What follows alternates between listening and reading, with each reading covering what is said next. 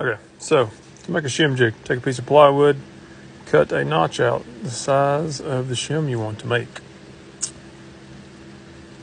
Now take a piece of 1x material, same size as that notch on your table saw, rip it down to the depth of that notch, and we're going to glue it on the back. Here I'm gluing this piece on. I made a little handle. We're going to glue that on too. Now just take a piece of 2x4 or whatever material you want to cut shims out of and cut away.